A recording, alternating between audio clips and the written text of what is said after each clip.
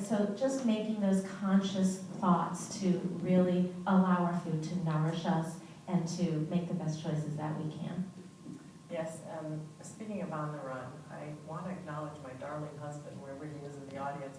There's one thing that's always been really important to Bill, is that we have family meals together. We only have one daughter, and it doesn't always work out. She's a senior in high school. However, sometimes it makes me crazy because I want to be on the run. I'm on the run too. However, I do appreciate that he makes us sit as a family and spend, even if it's 15 minutes together. So, thank you, honey. Michael, what's missing from how we shop for our food? The educating of the customer. So many people want to buy strawberries in March, or not March, I should say November, December. Tomatoes in December. I mean, that's you should eat that seasonally. And when you eat seasonally, eat locally. It's the stuff that's being shipped in from thousands of miles away. That when you go to buy a strawberry in December, that's being shipped from South America. And it's the carbon footprint on that is you're burning a lot of carbon with that strawberry. And most people don't realize 50% of all the energy used in this country is in food one way or another. The farmer growing the food, then it being shipped to a warehouse. When the warehouse gets onto a train or a tractor-trailer truck across country or on an airplane, to the general warehouse in your area, to the warehouse from the local grocery store, from the local grocery store into your grocery cart, you driving it home, you turning on the gas to cook it. That's half the energy in this country is food.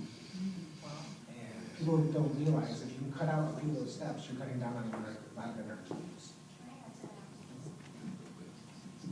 I want to add to that because you mentioned Forks Over Knives.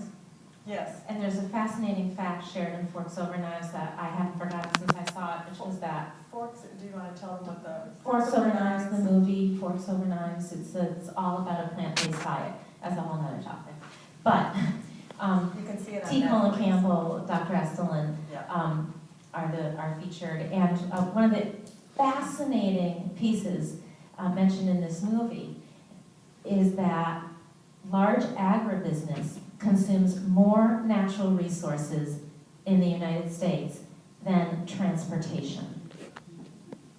So those are your big corn, beets, soy, monoculture farms, because they're not sustainable, because they don't work with the environment, they work against the environment,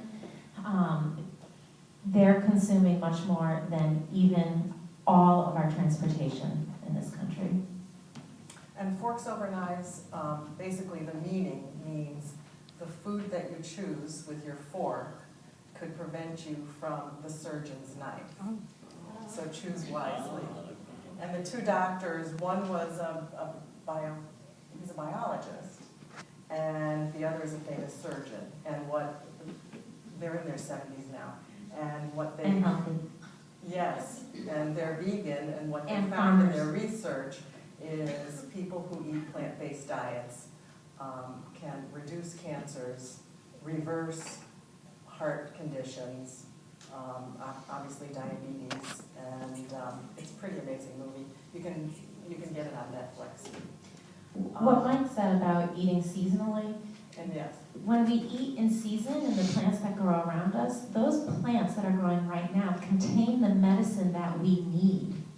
So like right now, I've dried all my herbs, right? And we're eating squashes, for instance, all the vegetables that are high in beta carotene that are supporting our immune strength, right? What's coming out naturally if you're foraging, all of the super healing